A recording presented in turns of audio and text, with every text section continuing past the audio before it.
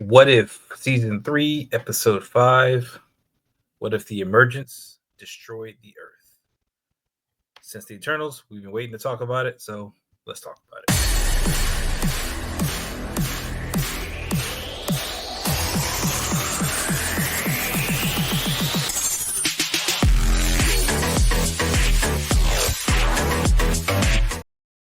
All right, welcome back, Evariant. So we're talking about what if episode 5, what if the emergence destroyed the Earth? So we know that in the Eternals, we see the emergence of one of the Eternals coming out of the Earth, but it's stopped thanks to the efforts of the Eternals, and Arishem is kind of put on hold with everything. This one is pretty much it hatched early because the Earth is like an egg incubating this thing. It actually came out early and it destroyed a bunch of stuff when it came out. So the It world destroyed is in everything. all types of ruin, and we have a few surviving people. So, what are your thoughts on this episode? Well, let me just come off right off the start and say this is the second best episode, but that's also not saying much because three of them have been pure garbage.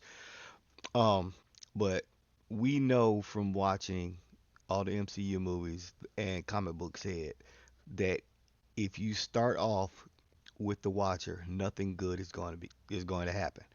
And that's what happened in this episode. As he's talking, we're like, "Oh, here we go. He's about to say it." And when it showed the celestial cracking out of the earth, I was like, "Yep, that didn't happen." So what? And this is what me and you also talked about. Give us an event that did not happen and show us the greater effect on what happened afterwards, because that's the last we saw of the celestial. Mm-hmm. Once we saw him cracking the earth, he was gone. Now show us what was the result of that. And that's why what I think some of the other episodes didn't grasp. There was no point for a duck to get an egg. No, none of that. Episode 4 made absolutely no sense. But they followed up with another solid episode, and I loved it. You know, when you pop off, you're looking at why is Ultron's army running around? Oh, are we getting Vision back? And then what happens? White Vision shows up, and he's a menace, and he's bodying everybody. And we're like, okay, when did White Vision become the ultimate leader? So I'm sitting here like, okay, did he merge? Is this a merge version of Ultron and White Vision? What's going on? Who's in charge here? And then you see Mysterio, which for me, I'm like, okay, could he be a mastermind? Yeah. Could he take over a destitute world? Yeah, I can see it. Ultra controlling white vision, though, okay, that's a stretch, but for purpose of this episode, I'm going to accept it. And it actually turned out to be pretty plausible. If we remember from the Spider-Man movie, Mysterio did kind of the same thing. He started taking over with illusions. And Mm-hmm. it kind of played off of that, especially in the final fight with Riri, which I love her portrayal in this, by the way, is pure 100% comic book. People Way don't better than understand. Wakanda Forever. We don't mention that. We don't mention that. People don't understand it. Yes, Riri is smarter than Tony, and it's not close. But a lot of her stuff don't work the first time around. Tony has an advantage because he could put it together and it works. Riri will put together what you don't think of. It won't work, but then she messes with it for like 10 minutes and then it works. And that's what happened throughout the episode. And I love that. Um I don't know if I had a bad part of this episode. It wasn't slow. We got Riri coming into the bar and meeting Sharon Carter, and then Getting Sharon doing what she, betrayed. doing what she do, betraying whoever she Mm-hmm. coming to deal with. We kind of saw that happening, Yeah, but we know that happens. we knew that was gonna happen. And then it was one person I didn't know because I'm not deep into the Marvel lore. I know Valkyrie, Wayne. Okay, who is the commander lady? Ying Nan. Ying Nan is not familiar to me. Um, So if y'all know who that is, let us know because I But know she has something to do with Shang Chi. That's all I know. maybe that was the mystic lady who taught you know what I'm saying? Who taught the she was in the Was what? that her? Was that her name? I don't know. I didn't pay attention to Shang-Chi like that. I did like it. I just wasn't invested. It was kind of like background noise for me. But that's neither here nor there. It it it was a great portrayal of Mysterio also and how powerful he could be. Just like in Old Man Logan when he made Logan kill all the X-Men and made Logan Mhm. quit being Wolverine. I I thought the flashes of Riri's associates all being killed. It was a great use of cinematography.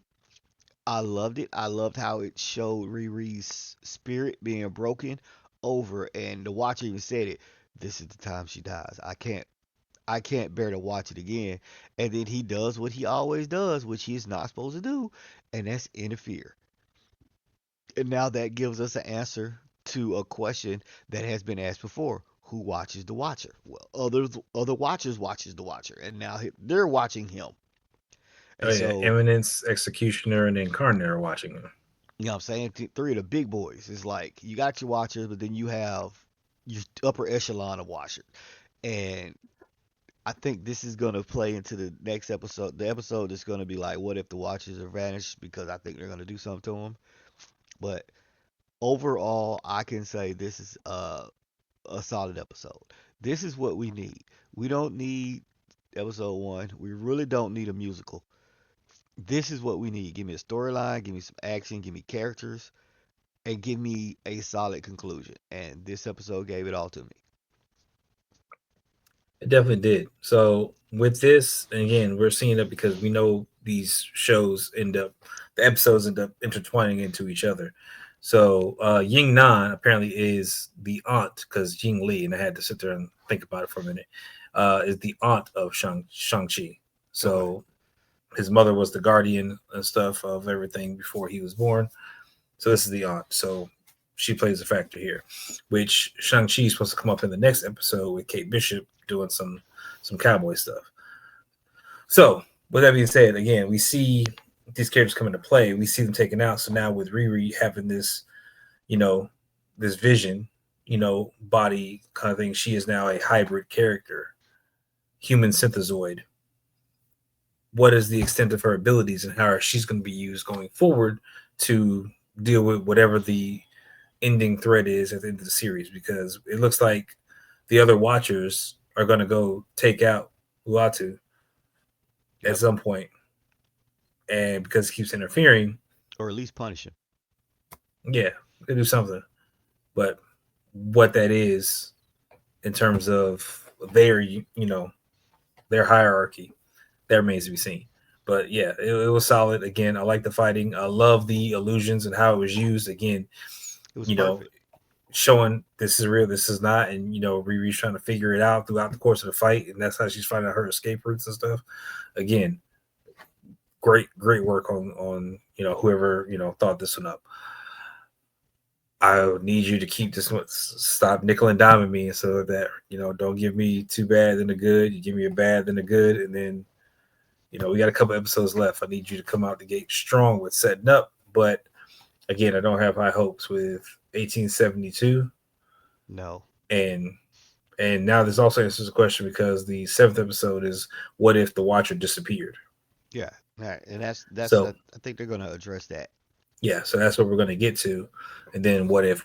So um, yeah, again, we got to see how the next episode goes, but 7 and 8 seems like they'll close out strong, but again, I'm not You holding my just don't breath. know. You don't know Yeah, with this series. we got to wait and see. So you got any other anything else with it? I mean, the main question we have is with what if these episodes are going to be good? That's the question that we ask every single time. So at least they gave us that. But I'm glad we didn't have to know that Iron Man sucks this round because he wasn't even in it. We just knew Riri was in it. But I besides mean, that, we I have we knew nothing. he sucked because we saw Riri showing off. freaking her ability to think on the fly and get stuff done of what was going to take longer. She got something done within 7 minutes that she didn't think was possible in 7 minutes because she had other things to do, but she still got Right. it done and made it work. So props to her. So, but that's all we got for this one. By all means, we want to hear your comments. What did you think of this episode? What do you think of the series? What do you think Riri's role is going to be going forward for creating whatever new team the Watcher is probably going to have put together to either save him or save humanity or whatever the case may be? We want to know. So hit that love or subscribe button. Make sure you're commenting down below. And look, we'll just have to catch you guys in the next one for was it 1872 and see what Shang-Chi and Kate Bishop get into. Yeah, I guess. There we go. Catch you then.